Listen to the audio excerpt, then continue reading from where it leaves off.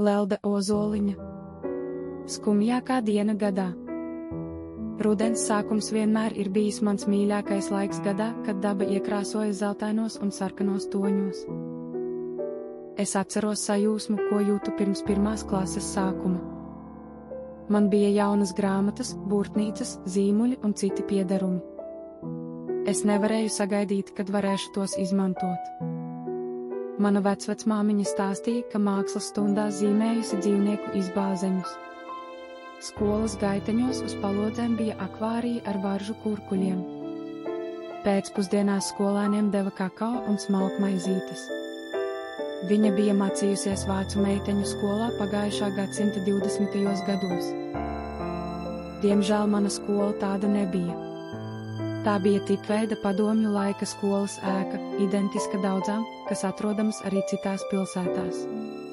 Tā bija paredzēta masu izglītībai.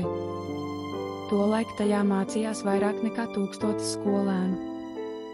Nebija ne kakao, ne akvāriju. Sākotnējais prieks izgaisa, kad sapratu, kas patiesībā ir skola, agri rīti tumsā, nebeidzams režīms un mājas darbu pildīšana vakaros, kad citi varēja atpūsties. Saslimt vai izlikties slimai bija vienīgais veids, kā no tās izvairīties. Reiz kalendārā izkrāsoju 1. septembri ar melnu krāsu, sērojot par saulainā, bezrūpīgā vasaras brīvlaika beigām. Man tas likās kā izsūtījums, piespiedu trimdu no brīvības un saviem projektiem, pie kuriem strādāju. Vienu gadu es nolēmu pretoties neizbēgamajam. Mēģināju turpināt vasaras brīvlaikā iesāktos projektus dārzā. Dienas kļuva īsākas, stundas beidzās vēlu, un kad es atgriezos mājās no skolas, tumsa jau bija iestājusies. Katru vakaru mani gaidīja kaudze mājas darbu.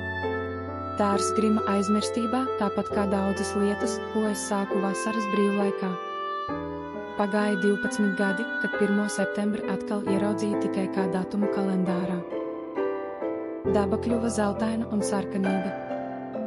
Uzziedēja dālijas. Paplašinājās izglītības iespējas. Atradu Korsaru un vēlāk arī citus resursus. Pasaules labākās universitātes, pasaulē atzīti profesori, man ērtā laikā un vietā. Vēlāk tam pievienojās nenogurstošie un iedrošinošie mākslīgās inteliģences risinājumi individuālai apmācībai. Kopš tā laika 1. septembris vairs nebija gada skumjākā diena. Tā bija tikai viena no rudens dienām, piepildītām ar zeltainu saules gaismu un dabas krāšņumu.